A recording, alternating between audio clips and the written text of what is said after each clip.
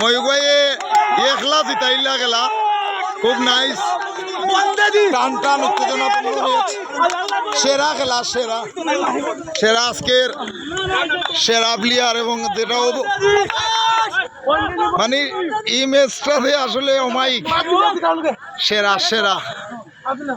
সেরা ম্যাচ হয়েছে আজকে এই কলেজ মাঠও বাসুদেবাড়ি আইডল সেমিফাইনালও তারা দিচ্ছে অবিশ্বাস্য খেলারে জয় তারা পরিণত করছে দাদা